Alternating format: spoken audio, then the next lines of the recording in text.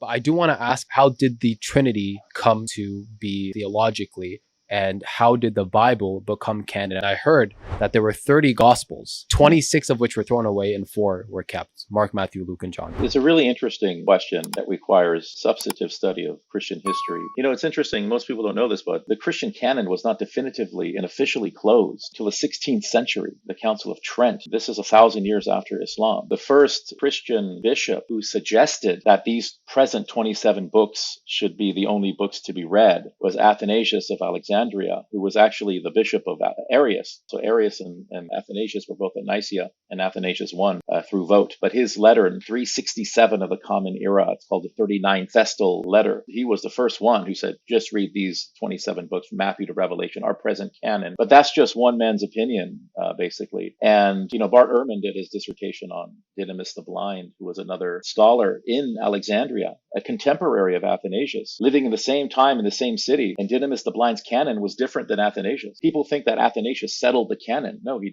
didn't do that at all. There was massive difference of opinion into the 4th, 5th, 6th, 7th, 8th century as to what books should be included definitively and what books should be excluded. I mean, there was a synod at Hippo in 393, right? But this was a minor council. It's not an ecumenical council. So everyone at this time was basically Catholic. The Proto-Orthodox had become Catholic. A minor council is not binding upon the Christian world, only an ecumenical council. And that didn't happen until the 16th century. And contrary to popular belief, the Council of Nicaea had nothing to do with the canon and New Testament canon. It did not deal with the canon. I think this rumor comes from Dan Brown or something, the Da Vinci Code or something like that. There are Christian apologists who will insist that the canon was settled in the 2nd century. And this is just completely inaccurate. I mean, you had early church fathers quoting from, Matthew, Mark, Luke, and John, but they also quoted from other things as well. I mean, Serapion, one of the church fathers of the time, he actually believed the Gospel of Peter was authentic and endorsed it, but then later on said, no, actually, it's heresy. Didymus the Blind, as I said earlier, he didn't accept 2 Peter. He thought it was a total forgery. He included in his canon the Shepherd of Hermas, the Epistle of Barnabas, which are very, very interesting books. I mean, the Epistle of Barnabas, you talk about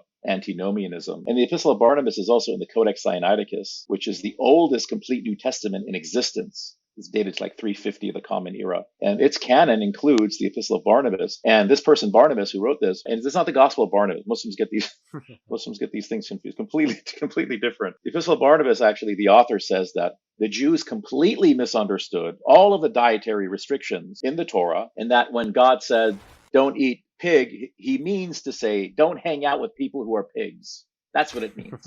You've always been allowed to eat pigs. And then when he said, don't be like the hyena, it's because the hyena can switch its gender. So don't be like a man one day and a woman like another. Don't be gender fluid. This is what he says, the author of the Epistle of Barnabas. And then he says something really interesting about the weasel. I won't talk about what he says about the weasel. But he accepted that. I mean, whoever wrote the Codex Sinaiticus, probably a committee, maybe Eusebius of Caesarea, because Constantine commissioned some Bibles. This could have been maybe one of them. So it seems like this was part of the Christian canon. So if you read the Gospel of Luke, Luke has a preamble, and people should read that preamble. People kind of they read it quickly and get to the sort of meat of the issue, the heart of the story, as it were. But Luke actually says that it seemed like a good idea for him to write a gospel because polloi, the Greek polloi, means many have undertaken this. There were many gospels. That's what he says at his time. Luke is writing, according to most historians, confessional and non-confessional. He's probably writing around 80, 85, something like that, maybe 90. And by that time, there are many gospels written about Jesus.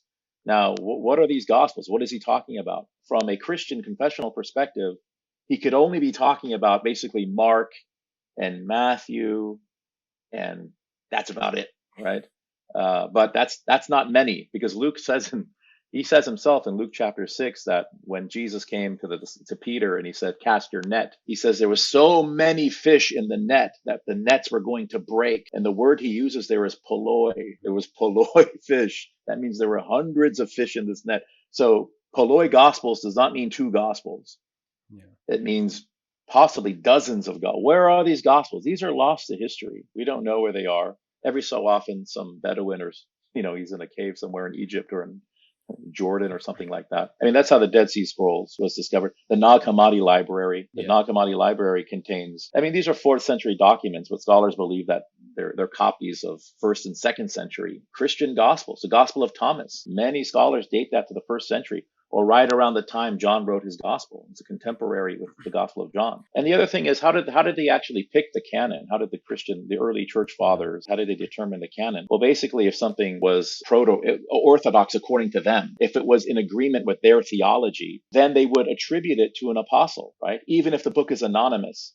For example, the Gospel of Matthew is anonymous. Whoever wrote Matthew did not identify himself. But the early church fathers, they liked this gospel. So they said, okay, fine, Matthew wrote it. Matthew is a disciple. But then you look at something like the Gospel of Thomas, which is written around the same time, according to many scholars, late first century. Yeah. And the author identifies himself explicitly as Thomas, a disciple, as an apostle.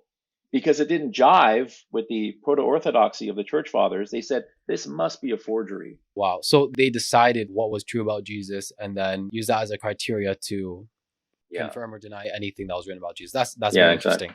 Yeah, So like the gospel, I'll give you another example. The Gospel of Peter, according to many scholars, late first century, maybe early second century. I mean, right around the time Acts was written, maybe the Gospel of John was written. The Gospel of John, again, is anonymous. The Gospel of Peter explicitly claims itself to be authored by Peter, but was considered to be, like I said, Serapion accepted at one point, then he went back. Because the crucifixion scene is strange. It says that when they crucified Jesus, he was silent, as if he felt no pain. And they said, well, what's going on here? What happened? Was Jesus' soul maybe raptured up into heaven? Are they crucifying sort of an empty shell of a body? So they didn't like that, because Jesus has to suffer for our sins, right? His pain is our gain, as it were. Eventually, that gospel, which explicitly is authored, whoever wrote this gospel said, I'm Peter. That's rejected. But the Gospel of Mark, which is anonymous, is accepted. And Mark is a student of Peter, according to the proto-Orthodox. that's very, very interesting. I mean, to be fair to Mark and Matthew, they were written fairly early, maybe compared to some of the other ones. I think maybe the comparison is so minimal that, for example, like